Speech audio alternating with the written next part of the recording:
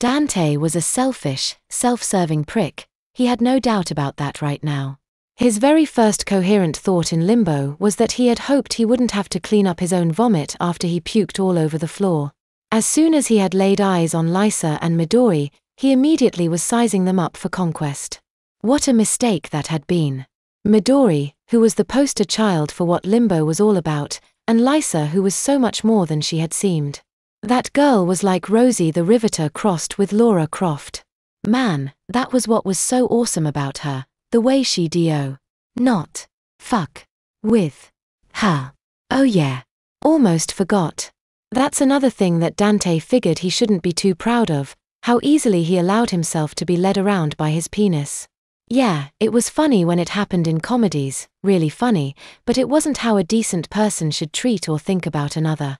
Okay, maybe think, he compromised, but definitely not act on, at least not as much.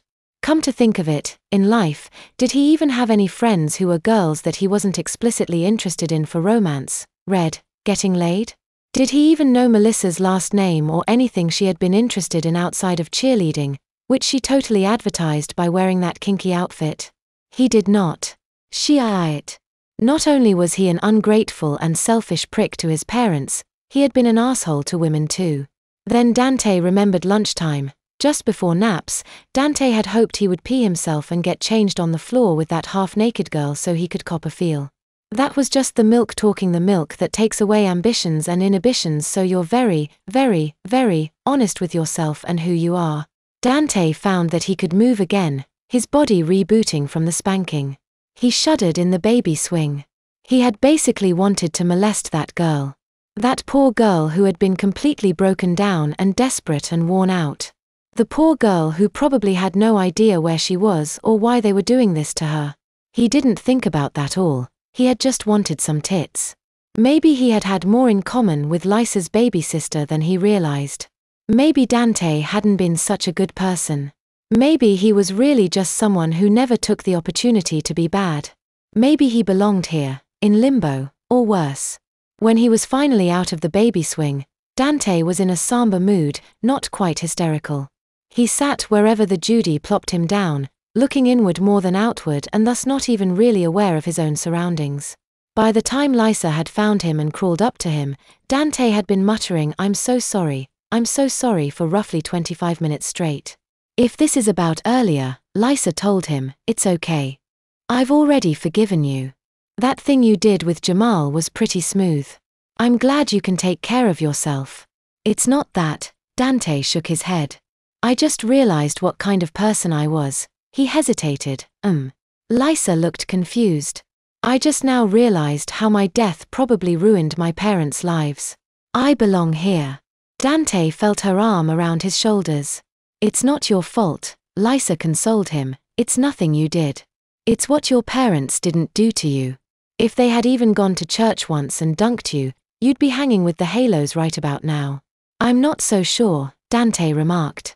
Even if I'd gone to church, that in of itself wouldn't have made me a good person. My parents' only mistake was trusting me to make good decisions. Dante felt cold inside. Numb. He didn't even notice the uncomfortable and scared look in Lysa's eyes before she withdrew and crawled away. The rest of the afternoon was uneventful. Dante idly played with some toys, did some minor socializing. The girl who did the amazing finger paintings was named Vivian, and wet himself just before dinner. The Judy in the nursery scrubs proclaimed that bath time was right after dinner, so Dante could wait a bit and eat dinner in a wet diaper. Therefore, Dante squished instead of crinkled when he was buckled into his high chair. Dinner was served via spoon in a high chair, just as lunch was. This time, the mouth-exploding mush was warm and tasted of mashed potatoes with melted butter. The Judy in the green dress returned with her 3 charges, still dressed in nothing but their diapers. The girl that Dante had eyed earlier was much calmer than before, and ate every bite without complaint. One of the boys, the one that Dante had heard refer to him as freak, loudly pooped while in the high chair, his whole body turning red. Lysa and Midori both giggled at his expense. Midori was just amused by the sound and laughed because Lysa did. He started swearing, and got his bottle of milk early. Dante felt a wave of relief wash over him as he accepted his own milky baba. The milk of human kindness was good cure for feeling guilty too, as it turned out. Oddly enough, he didn't fantasize about grabbing anyone's tits, but just let himself float through space. He wondered if there were different formulas that had different effects, or if this was really just how he felt and thought at the moment. He wasn't sure where he was in relationship to the rest of the nursery. He was when his Judy carried him from the kitchen area to the bathroom. For all he knew, this place only existed when it needed to. The bathroom looked to be roughly a quarter of the size of the main nursery, with much less cavernous ceilings. It had all white tile, with orderly rows of large bathtubs, more like modified jacuzzi hot tubs, actually. What was more noticeable was what was missing, i.e., anything that wasn't a bath. No mirrors, no sinks, no potties, nothing. Each tub had large shower curtain that hung from the ceiling in a greater circumference than the tub. The curtains made a kind of privacy shield, all the better for the Judys to bathe their children with some sense of privacy, though why start now, Dante didn't know. His Judy had donned rubber gloves and an apron as if the angel needed them. She could have wiped his ass with her hand, and his excrement would disappear from existence rather than stain her. Why use baby wipes? Likely, Dante thought, to keep up the illusion that they were the babies they were treated as. His onacy was undone and yanked over his head, and his wet diaper was removed and balled up. It seemed more swollen than it should have been. Had Dante unknowingly wet himself a second time during dinner? His naked and hairless body was placed into an empty tub, while the Judy went to go get Lysa and Midori. He heard other children, both young, old, and young of mind, being carried in, cooed over, and babbling. No chance of getting out here, and the milk of human kindness was still affecting his fight or flight impulses. He looked down at his hairless crotch. How strange, not only was this the first time he had gotten to see his private parts in private, but this was the first time he had seen his genitals from some position other than his back today. He tentatively touched his knees together like two old friends who hadn't seen each other in a long time. The sound of Midori's babbling, and two more sets of diapers being untaped alerted Dante of Midori and Lysa's impending arrival.